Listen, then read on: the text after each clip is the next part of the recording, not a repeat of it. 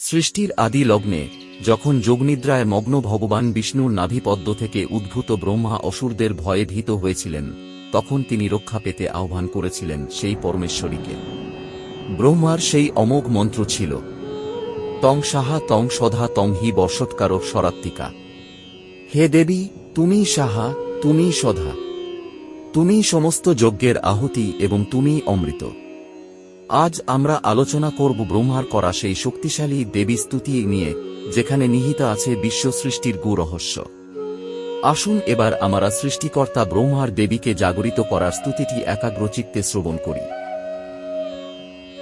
ব্রহ্মবাচ।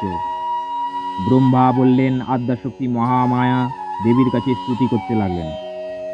তং সাহা তং সদা তং হি বসৎকার সদাত্মিকা সুধাতমক্ষরে নিত্যতিধা মাত্রাতিকা স্থিতা अर्धमात्रा स्थिता निर्तजानुचर्य विशेषत तमेव सन्दा सावित्री तं देवी जननी परा तयेद्धार्यते विश्वं तयेत्सृजते जगत् तयेत्पल्लते देवी तमत्सन्ते च सर्वदा दृष्टिशिष्टसृष्टिरूपात्तं स्थितिरूपा च पालने तथा संहितिरूपान्ते जगदस्य जगद्मयी महाविद्या महामाया महामेधा महाश्रुति महामोहा च भवति महादेवी महासुरी प्रकृति तं च सर्वस्य गुणत्रय विभाविनी कालरात्रि महारात्रि मोहरात्रि सदारुणा तं शिष्टमहेश्वरी तं हिष्टबुद्धिबोधलक्षणा लज्जा पुष्टि तथा तुष्टितं शान्ति क्षान्तिरेव च हारिणी शूलिनी घोरा गदिनी चक्रिणी तथा शङ्खिनी चापिनी बाणभूषुण्डी परिघायुधा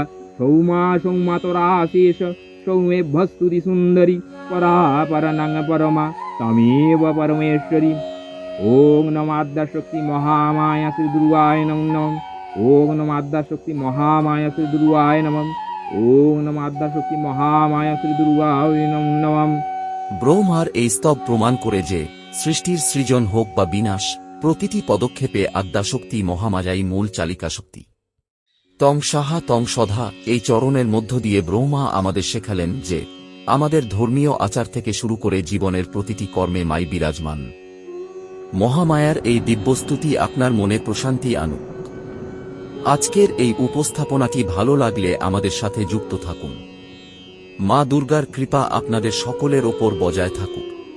আর এইরকম ভক্তিমূলক ভিডিও পাওয়ার জন্য এই চ্যানেলটা সাবস্ক্রাইব করে পাশে থাকা বেল আইকন প্রেস করে দিবেন। ধন্যবাদ।